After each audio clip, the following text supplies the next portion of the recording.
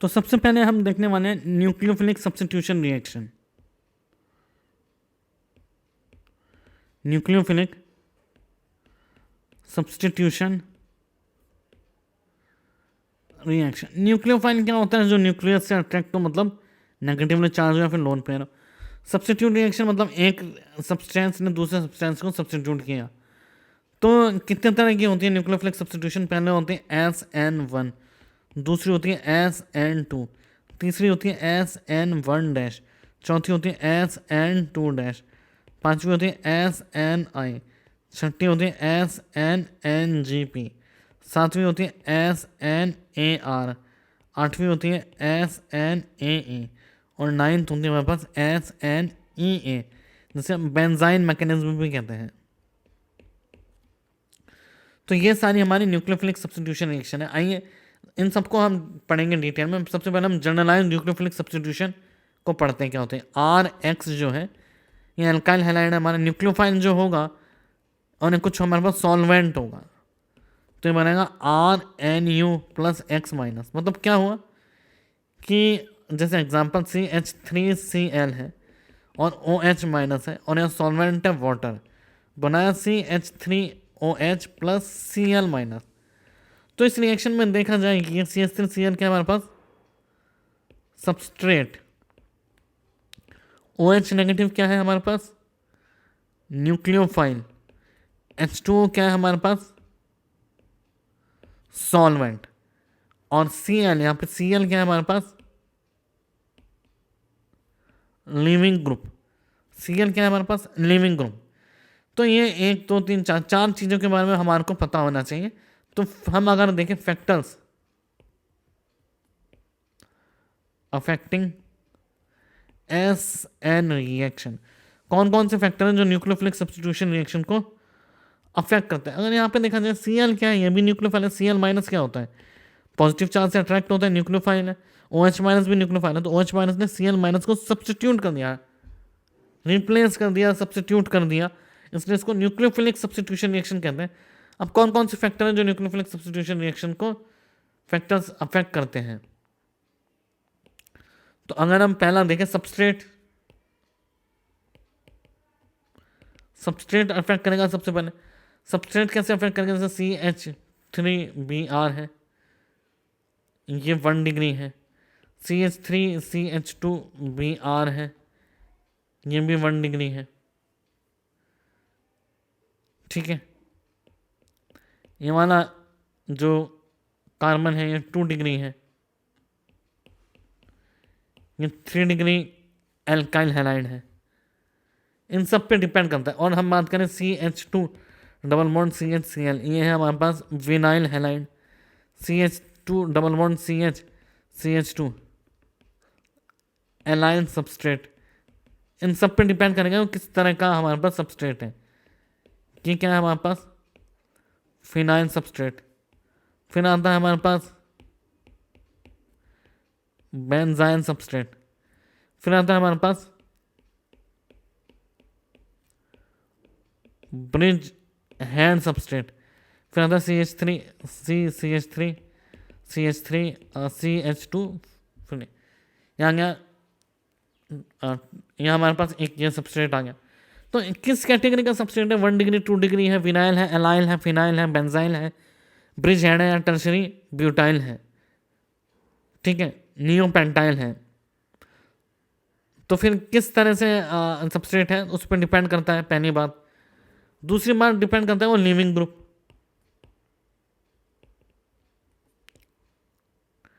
Leaving group किस तरह का है? तो RL की रिएक्शन अगर हो रही है हमारे पास NU-, जो है कोई सॉल्वेंट बनाना, RNU + L-।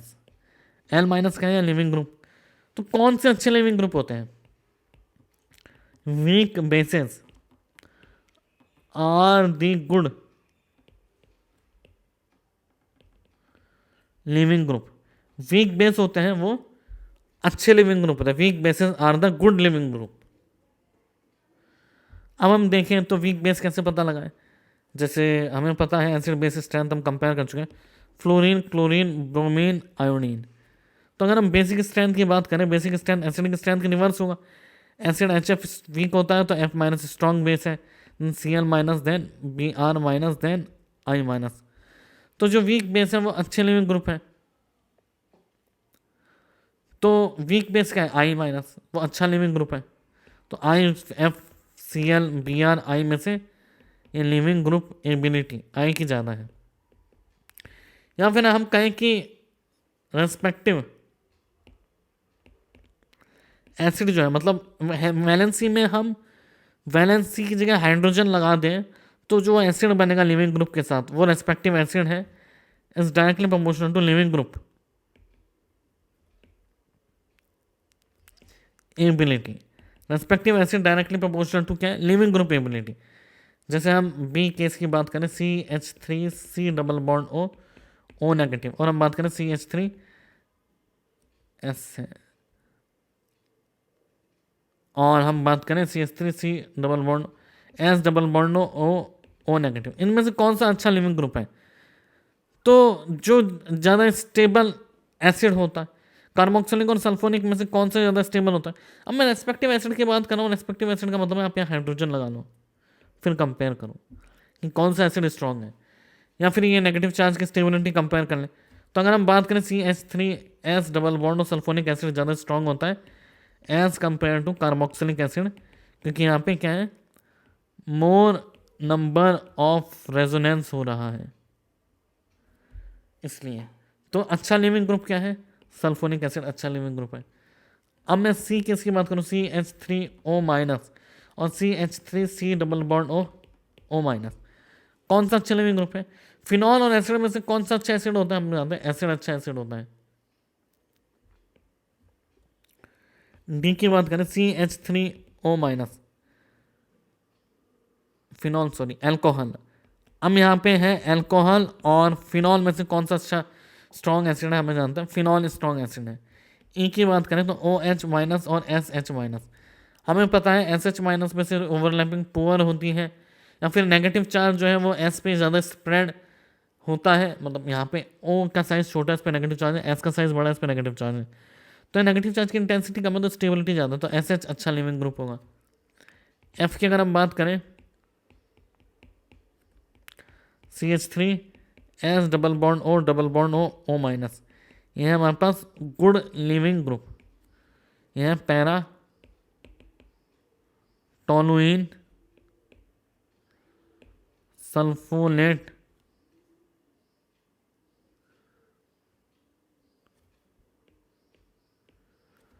Sulphate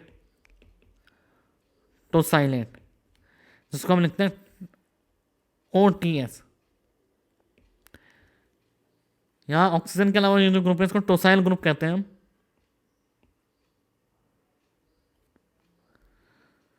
para toluene sulfonate tosylate, या फिर इसको टोसाइलेट ग्रुप कहते हैं। तो OTS करके हम इसको रिप्रेजेंट करते हैं। ये अच्छा लिविंग ग्रुप की कैटेगरी में है। और कौन से अच्छे लिविंग ग्रुप की कैटेगरी में है?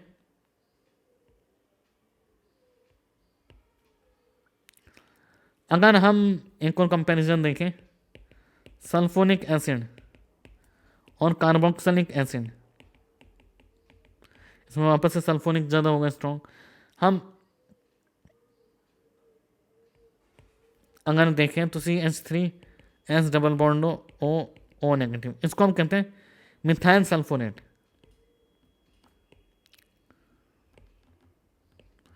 या फिर कहते हैं मिसाइलेट, या फिर इसको लिखते हैं हम OMS। ये भी बहुत अच्छा कैटेगरी है लिविंग ग्रुप की। हम आई की बात करें, CF3S double bond O double bond O minus, trifluoro methyl sulphonate trichloro, इसको हम कहते हैं ट्रिफलेट। ये भी बहुत अच्छा लिविंग ग्रुप है। ये सारे अच्छे अच्छे लिविंग ग्रुप लिख रहे हैं हम, जो बहुत ज़्यादा स्ट्रॉन्ग लिविंग ग्रुप है। जी, NO2 नाइट्रो ग्रुप लगा है, S double bond O double bond O ने, इसको कहते हैं नो साइलेट। ये भी अच्छा ग्रुप है, लिविंग ग्रुप। Br ब्रोमीन लग गया, S double bond O negative, ब्रोसाइलेट,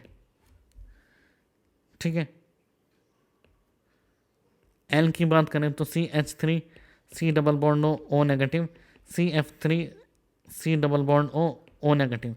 इन दोनों में से कौन सा अच्छा लिविंग ग्रुप है जो जिसमें माइनस का इफेक्ट ज़्यादा है? तो फिर माइनस का इफेक्ट इसमें ज़्यादा है, क्योंकि लिविंग ग्रुप एबिलिटी कंपेयर कर रहे हैं हम यहाँ पे, माइनस आई किस में ज़्यादा है। अब बात करें M, OH माइनस और H2O में स्ट्रॉन्ग एसिड कौन सा है? हमें पता है स्ट्रॉन्ग एसिड है H2O, क्योंकि OH माइनस से H निकालना होता है वीक है, या फिर H2O। इसका रेस्पेक्टिव एसिड क्या होगा? H2O। इसका रेस्पेक्टिव एसिड होगा H3O प्लस। तो H3O प्लस से H प्लस निकालना ज़्यादा आसान है एज कम्पेयर टू H2O से। तो इसका ये लिविंग ग्रुप एबिलिटी हो गई। RO माइनस एंड ROH, इसमें लिविंग ग्रुप एबिलिटी ROH की ज़्यादा हो गई।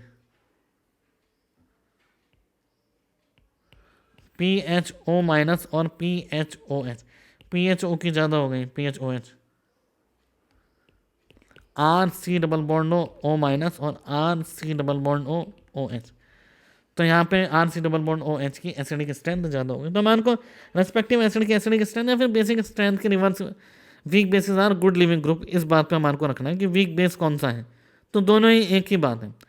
तो पहला हमने देखा सबस्ट्रेट कैसे इफेक्ट होता है, दूसरा हमने देखा कि कैसे एक लिविंग ग्रुप इफेक्ट करता है। अब तीसरा हम सॉल्वेंट की बात करें जो काफ़ी इंपॉर्टेंट फैक्टर है और काफ़ी नया भी है आपके लिए। तो बात करें हम सॉल्वेंट की। सॉल्वेंट मतलब क्या होता है? मीडियम। सॉल्वेंट दो तरह के होते हैं, पहला होता है नॉन पोलर जिसका डायपोल मोमेंट क्या है? 0। बी है पोलर जिसका डायपोल मोमेंट क्या है? Non zero. तो नॉन पोलर के एग्जांपल जैसे नॉन पोलर और पोलर के एग्जांपल अगर लिखें तो नॉन पोलर के एग्जांपल जिसका म्यू क्या है? 0, जैसे CCl4 हुआ, बेंजीन हुआ, CS2 हुआ। और पोलर क्या होगा? पोलर प्रोटिक, और ये होता है पोलर एप्रोटिक। एक होता है पोलर प्रोटिक और एक होता है पोलर एप्रोटिक। तो सबसे पहले हम बात करते हैं पोलर प्रोटिक क्या होता है। पोलर पोलर भी और प्रोटॉन हम किसको कहते हैं? हाइड्रोजन को कहते हैं प्रोटॉन। तो पोलर प्रोटिक कौन सा हो गया? जैसे जिसमें पोलैरिटी भी और प्रोटॉन भी, जैसे HO आ गया, HN आ गया, HF आ गया। Example HOH, ROH, PHOH, RC double bond OH, ये आ गया। और जैसे RC double bond NR2H, HF, ये सारे क्या आ गए? पोलर प्रोटिक, ठीक है। अब पोलर प्रोटिक और पोलर एप्रोटिक में डिफरेंस क्या है? क्यों हम इसको अलग से पढ़ रहे हैं? कि भाई हम कहते हैं पोलर है, ठीक है, बात खत्म, लेकिन क्यों हम कह रहे हैं कि एक पोलर प्रोटिक है, एक पोलर एप्रोटिक है? तो पोलर प्रोटिक जैसे कैटायन की बात करें और एनायन की बात करें, पोलर प्रोटिक जो होते हैं वो दोनों को सॉल्वेट करते हैं। क्योंकि जैसे H2O की बात करें, पोलर प्रोटिक है HOH, HOH, HOH, HOH, यहाँ डेल्टा नेगेटिव है, यहाँ डेल्टा पॉजिटिव है। तो एक बार यहाँ पे अगर हम इसके डायग्राम की बात करें, यहाँ पे हमारे पास पता है डेल्टा नेगेटिव और डेल्टा पॉजिटिव दोनों टेल है। तो इसको क्या सराउंड करेगा? डेल्टा नेगेटिव सराउंड करेगा, ठीक है। अपोजिट चार्ज अट्रैक्ट करते हैं एक दूसरे से, तो इसको क्या सराउंड किया? Delta negative. जबकि इसको यहाँ पे नेगेटिव चार्ज को पॉजिटिव चार्ज भी अवेलेबल है इसका जो सराउंड करेगा, delta positive, delta positive, delta positive. तो ये इसको क्या कहते हैं हम? Solvation. So polar protic solvates both cation as well as anion। Polar protein है वो कैटायन और एनायन दोनों को क्या करता है? सॉल्वेट करता है। लेकिन अगर हम पोलर एप्रोटिक की बात करें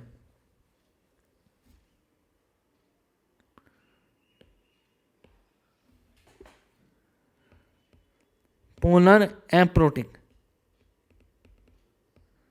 पोलर एप्रोटिक की बात करें तो इसके एग्जाम्पल है CH3 S double bond O CH3, dimethyl sulphoxide DMSO, HC double bond O N CH3 and CH3, dimethyl formamide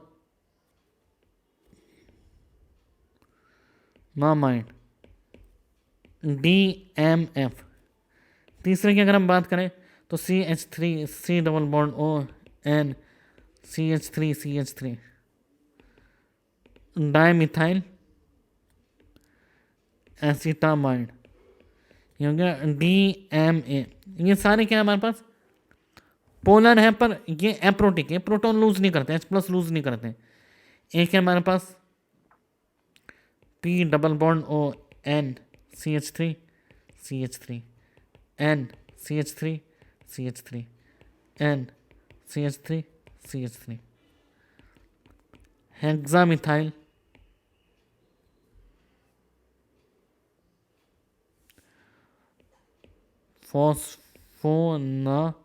hexamethylene phosphonamide. और कुछ और भी होते हैं जैसे क्राउन ईथर किस तरह के होते हैं, क्राउन ईथर होते हैं जैसे यहां 2 ऑक्सीजन है, यहां 2 ऑक्सीजन है, तो इस तरह के कंपाउंड को हम कहते हैं, जैसे ये हो गया 9 क्राउन 3, मतलब इसमें 9 तो टोटल एलिमेंट है जिसमें से 3 ऑक्सीजन है। अब क्या है कि क्यों इसको हम अलग से पढ़ा, वापस से वही बात, ये जो पोलर एप्रोटिक होते हैं, ये सिर्फ कैटायन को ही सॉल्वेट करते हैं। जैसे हम DMSO डाइमिथाइल सल्फर ऑक्साइड की बात करें, इसमें डेल्टा पॉजिटिव और डेल्टा नेगेटिव बाहर की तरफ होगा, तो इसे पॉजिटिव चार्ज को ही सॉल्वेट कर पाएंगे। यहाँ पॉजिटिव चार्ज है, और अगर हम बात करें double bond O S double bond O S double bond O S double bond O S, delta positive delta negative, तो चारों को इसने सराउंड किया। तो अगर हम बात करें polar aprotic solvates cation but not anion.